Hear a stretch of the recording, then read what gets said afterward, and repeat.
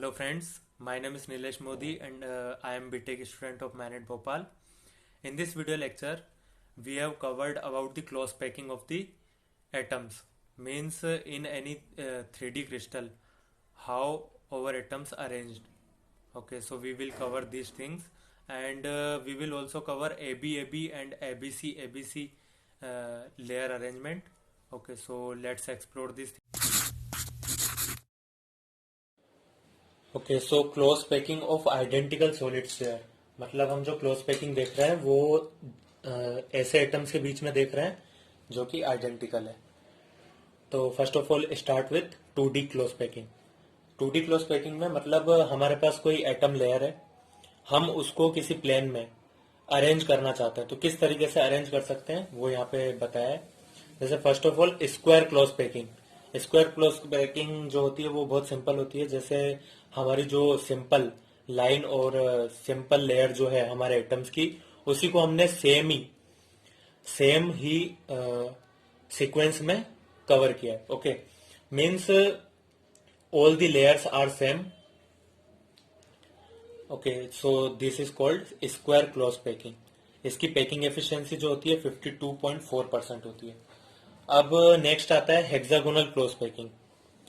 Hexagonal close packing, अच्छा देखिए, जैसे यहाँ पे हमने क्या किया था, सेम हमने लेयर ली थी, यहाँ पे हमने क्या किया, उस सेकंड लेयर को थोड़ा सा शिफ्ट कर दिया, क्योंकि हमको फाइनली ऐसा एक प्रोडक्ट या ऐसा आइटम बनाना है जिसकी पैकिंग एफिशिएंसी ज्यादा से ज्यादा हो। तो हम अलग अलग परम्यूटेशन एंड कॉम्बिनेशन ट्राई करें, ठीक है। तो हमने क्या किया कि ये जो एटम्स है सेकंड लेयर के, इनको थोड़ा थोड़ा शिफ्ट किया, तो इसकी वजह से हमारे पास हेक्सागोनल जो क्लोज पैकिंग हमको मिलती है या फिर हेक्सागोनल यूनिट सेल मिलती है, इसकी पैकिंग एफिशिएंसी इंक्रीज हो जाती है और पैकिंग एफिशिएंसी मिलती है हमको 60.4।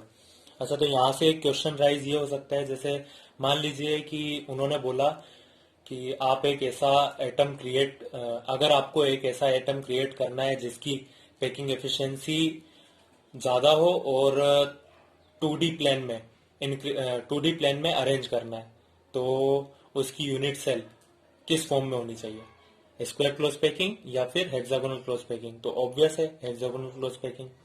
इसकी पैकिंग एफिशिएंसी मैं यहाँ पे डिराइव करके नहीं बता रहा हूँ, क्योंकि that's not so important part. Okay, so ये हमारी 2D क्लोज पैकिंग थी। 2D क्लोज पैकिंग इतनी इंपॉर्टेंट नहीं होती है, क्योंकि जनरली जो हमारे एटम अरेंज होते हैं वो 3D वे में अरेंज होते हैं। तो हमको 3D एटॉमिक अरेंजमेंट के बारे में पता होना चाहिए, 3D पैकिंग कैसे होती है। तो यहाँ पे मैंने पेंसिल से एक डायग्राम बनाया है, आई होप आपको थोड़ा तो क्लियर होगा। मैंने यहाँ पे पेंसिल से इसलिए बनाया है क्योंकि आपको समझाने में थोड़ी आसानी हो। देखिए, यहाँ पे मैंने कुछ जगह पे ए लिखा है, कुछ जगह पे बी लिखा है और कुछ जगह पे सी।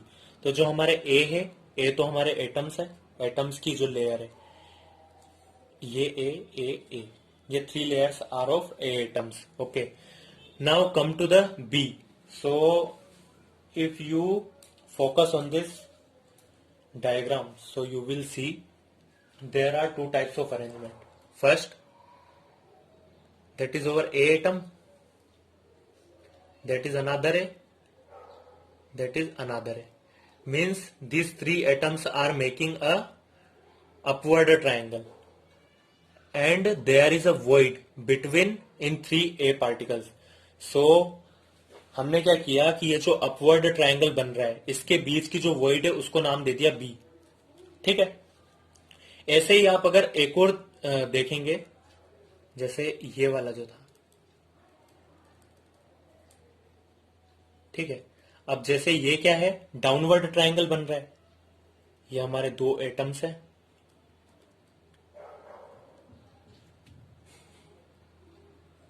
ये हमारा डाउनवर्ड ट्रायंगल बन रहा है। तो इसके बीच की वॉइड को हमने क्या नाम दिया, सी, क्योंकि दोनों डिफरेंट अरेंजमेंट है। एक के अरेंजमेंट में अपवर्ड ट्रायंगल बन रहा है, एक के अरेंजमेंट में डाउनवर्ड ट्रायंगल बन रहा है। तो अगर हमको इस 2D प्लेन के ऊपर नए एटम्स लाने हैं, तो नए एटम्स के लिए हमारे पास क्या क्या ऑप्शन है, बी और सी। या तो मैं अपना एटम बी पर रख सकता हूं इस वाली जगह पर, या फिर मैं रख सकता हूं सी पर, ठीक है। तो लेट अस सपोज मैंने रखा बी पर, यहां मैंने अपना नया एटम रखा। Okay, like that. अब हमारी 2 लेयर्स कंप्लीट हो चुकी है। ये लेयर 1 थी, ठीक है। लेयर 1 में हमारे सिर्फ ए एटम्स थे, लेयर 1। अब लेयर 2 में हमारे बी एटम्स हैं, ठीक है। हमने बी एटम्स रख दिए बी की वोइड्स पर। ओके, अब हमारे पास अगर हमको सी एटम्स लाने हैं तो सी एटम के लिए हमारे पास क्या क्या ऑप्शन है। या तो हम जो पहले से वोइड थी सी वाली यहां पे एटम्स लाए, या फिर जो वोइड क्रिएट हो रही है, या फिर हम बोले कि जैसे ए की जो अरेंजमेंट थी, या तो हम ए की ही अरेंजमेंट को रिपीट कर दें, so that will be A B and again A. It's not so clear. So A B A, ये कब हुआ? जब हमने ए की ही अरेंजमेंट को बी एटम्स लाने के बाद दोबारा उसको रिपीट कर दिया, तो इस अरेंजमेंट को हम बोलते हैं ए बी अरेंजमेंट, ठीक है। अब अगर एक और केस क्या है हमारे पास कि अगर बी एटम भी, हमने ए एटम तो लगा ही रखे हैं, बी एटम हमने बी की वोइड पर ले आए। अब जो सी एटम आने वाले हैं उनको हमने अगर सी की वोइड्स पर रखा, जो मतलब हमने पहले से क्रिएट कर रखी थी, तो हमारा अरेंजमेंट क्या होगा? A B C. इसको अरेंजमेंट को हम बोलेंगे ए बी सी, ए बी सी, ठीक है। ये हमारी एबीसी अरेंजमेंट होगी और ये हमारी एबी अरेंजमेंट होगी। तो फाइनली 3D पैकिंग हम क्या देख सकते हैं कि 2 तरीके से होती है, एक तो एबीसी अरेंजमेंट और एक एबी अरेंजमेंट, ठीक है।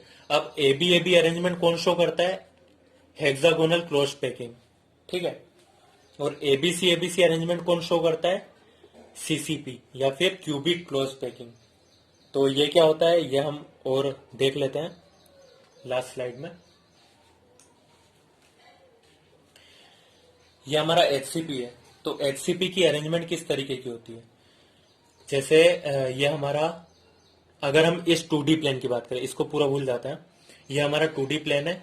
तो इस 2D प्लेन में दीज आर और एटम्स लाइक दैट, ये हमारे एटम्स है, ठीक है। तो सेम कॉन्फ़िगरेशन यहाँ पे, ये सारे एटम्स जो एक दूसरे को टच कर रहे होते हैं, इन 2 एटम्स के बीच की डिस्टेंस है a, जो कि 2r के इक्वल होगी, है ना। इसकी रेडियस क्योंकि ये एक दूसरे को टच कर रहा है, लाइक दैट।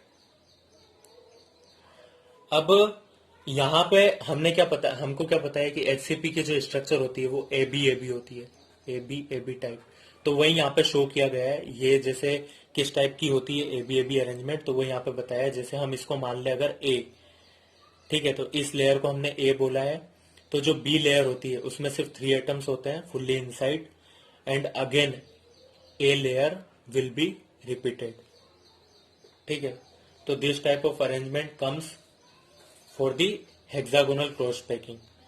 अच्छा, ये वाली लेंथ कितनी होती है? ये वाली लेंथ सी होती है।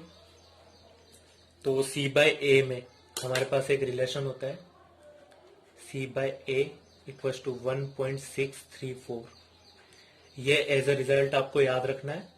इसके लिए मैं डेरिवेशन भी आपको बता सकता हूं, पर दैट्स नॉट सो इम्पोर्टेंट। तो अगर आपको डेरिवेशन जानना है तो आप उसके लिए कमेंट बॉक्स में बता सकते हैं, ठीक है। तो ये तो हमारे सी बाई ए रेशियो की बात हुई। अगर पैकिंग एफिशिएंसी की बात करें तो पैकिंग एफिशिएंसी इसकी होती है 74%, जस्ट लाइक एफसीसी स्ट्रक्चर। तो ये 2 चीज आपको पता होनी चाहिए हेक्सागोनल क्लोज पैकिंग स्ट्रक्चर के बारे में। और एक ये मोस्ट इंपोर्टेंट चीज है कि आपको अरेंजमेंट पता होनी चाहिए कि एचसीपी का अरेंजमेंट कैसा होता है। तो एबी लेयर अरेंजमेंट होता है। Okay, now come to the CCP. तो सीसीपी या इसी को हम एफसीसी स्ट्रक्चर भी बोल सकते हैं, क्योंकि एफसीसी का भी जो अरेंजमेंट होता है वो क्यूबिक क्लोज पैकिंग होता है।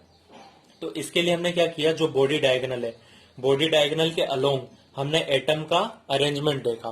तो यहाँ पे आप अगर ध्यान से देखेंगे तो अगर ये जो ग्रीन एटम मैंने शो किया है, ये ग्रीन एटम का एक प्लेन है जिसमें 3, 2, 5 और एक 6 एटम्स है, ठीक है।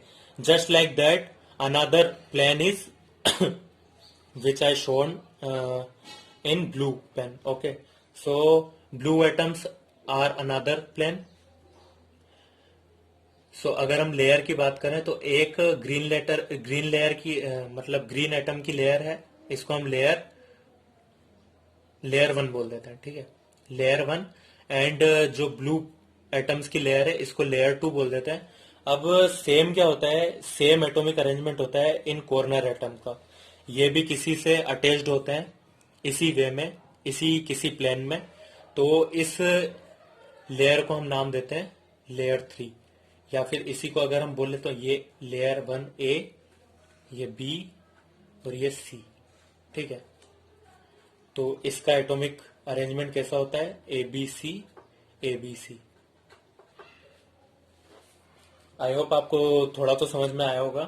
बेसिकली आपको ज्यादा डीप में जानने की जरूरत नहीं है, आपको जनरली पैकिंग पता होनी चाहिए, किस क्लोज पैकिंग में कैसा अरेंजमेंट होता है, ठीक है। तो एफसीसी का अगर मान लीजिए क्वेश्चन में पूछ लिया एफसीसी में कौन सी अरेंजमेंट होती है, तो एबीसी लेयर अरेंजमेंट होती है। इसकी भी पैकिंग एफिशिएंसी तो हम डिस्कस कर ही चुके हैं, पैकिंग एफिशिएंसी कितनी होती है 74%, ठीक है। So packing efficiency for both HCP and CCP are same. I hope आपको ये थोड़ा तो समझ में आया होगा। एक्चुअली ये जो है थोड़ा हार्ड पोर्शन है चैप्टर का, पर आपको जस्ट बेसिक इंफॉर्मेशन पता होनी चाहिए, लाइक अरेंजमेंट कैसी होती है, एबीसी और पैकिंग एफिशिएंसी पता होनी चाहिए, just enough. Okay, so thank you everyone. Please like, comments and share if you like it. We will cover voids in next lecture. Thank you so much. Please like, comments and share.